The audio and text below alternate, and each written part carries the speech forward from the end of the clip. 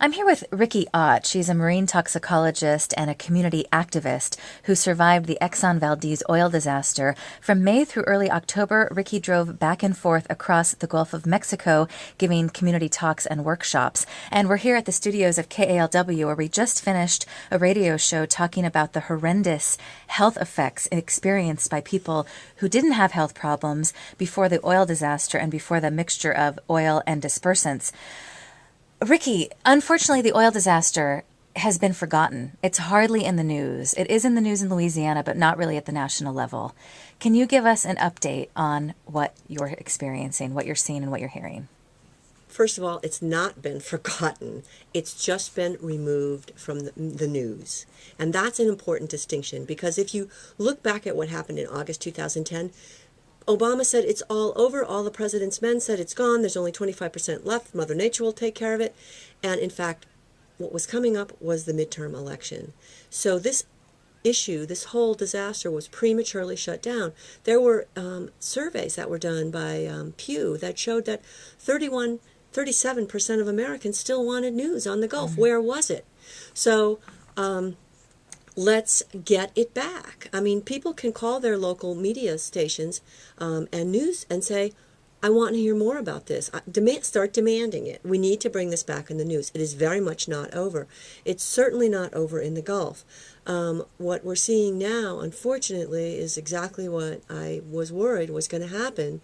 And one of the main reasons I went down there was to try to keep people from getting sick, to try to not repeat what we did in Alaska. Let's not go there. We already made that mistake once. And unfortunately, the federal government and BP were aligned against the people of the Gulf. The federal government, the local communities, officials, they all said the economy is more important to America than people's health really, and the ecosystem. So the concerns about people getting sick, the concerns about seafood safety, the concerns about oil in the rain, in people's swimming pools, in the puddles on people's porches after a rainstorm, this was all downplayed, shut up, hushed up, and instead what happened is BP came out with a very bold, making it right advertising campaign, and has been throwing money about. We called this in Alaska, we called it the money spill, and I warned folks that that was what was going to happen in the Gulf, way bigger than what happened in Alaska. And the money spill has been very effective in paying for advertising, BP's advertising, promising to make it right. And the local media, and I'm talking local media not only across the Gulf, but outside the Gulf, have been taking BP's money, playing these ads, and they're reluctant to play a counter story that says it's not right and BP is not making it right. And I can say personally that this is adding to people's stress levels in the Gulf, because I have had phone calls from people just erupting over BP's ads, saying it's nothing but a pack of lies. How do we fight this? So start insisting. We need to start insisting that the media get this story back in the news consistently. And I'm glad you actually said that this is not forgotten, because that's really not fair to say about the people who are living through this nightmare. It has been, as you say, covered up and ignored by people in the media. But we just did an hour radio show. We heard from people in Florida, Louisiana, and Alabama who are having health problems, including internal bleeding, seizures, headaches, vertigo. Just on Saturday, there was a health effect forum, and a 22-year-old by the name of Paul Doom said he had no pre-existing health problems before he went swimming in the Gulf last summer and eating the fish. He is now confined to a wheelchair. He has no feeling in his left leg. About 5 minutes in, he had a seizure, had to be taken away by ambulance. How common is this? And the audience was in tears. Oh, and sure. Let's not leave out Mississippi. I think we heard from Mississippi as well. That's right. All 4 Gulf states. This, unfortunately, is very common. I've heard of it across all 4 states. What Robin talked about was the tingling appendage. I heard about this with Exxon Valdez. Oil is a central nervous system problem if there's overexposure to oil. Dispersants, neurology. So you have like a double whammy here. What the situation we're in the Gulf now is these stories, these individual compilations, and they're backed. They're backed by the local pharmaceutical,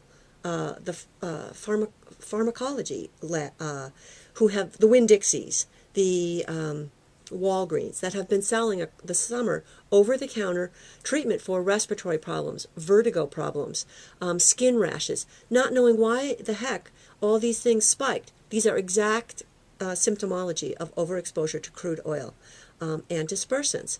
People lost their health care because their incomes were down. They thought that, oh, this headache, this sore throat, this cold-like symptom, it didn't ring any alarm bells. The symptoms for chemical illnesses are very similar to, they mimic colds and flu and these other symptoms. People just went and tried over-the-counter. They didn't go to the emergency room except in more extreme cases. And yes, people have been to the emergency room, but it's not like in droves. People have been self-medicating in droves at local pharmacies. So what we need to do now is what's called an epidemiology study.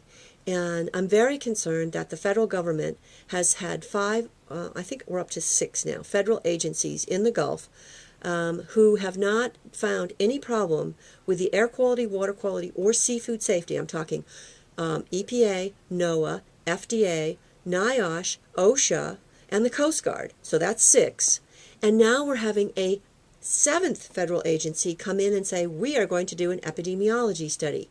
And this would be NIEHS coming in now and saying, we're going to do an epidemiology study on the workers. Well, it's not only the workers who are sick. The workers were exposed to megadoses because they were not allowed to wear respirators under threat of losing their jobs. The workers who were onshore didn't wear respirators, but also the oil came ashore. We know this now from Nassau. It's in the rain. It's down in people's swimming pools, backyards, bayous. And people, I believe, in the Gulf were exposed to what's called an intermediate level. This is not necessarily a high. I think they were exposed to high levels as well. But over a longer period of time, what's equally damaging to people's health is this intermediate level exposure.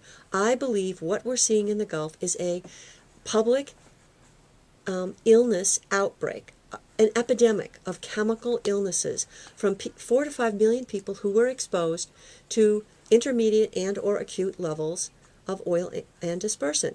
And what's happening is some people are aware, some people are not. The doctors, the medical community, by and large in the Gulf, also needs to be educated. They were not educated in chemical exposures.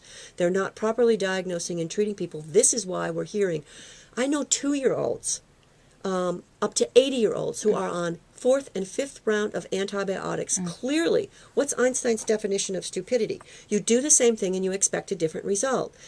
Doctors are treating for biological causation, and what we're seeing is a chemical causation, perhaps with biological infections secondary to chemical poisoning. But if you don't take care of the underlying root cause, which is the chemical poisoning, you're going to keep getting the rashes, the skin rashes, and these other symptoms that just don't go away.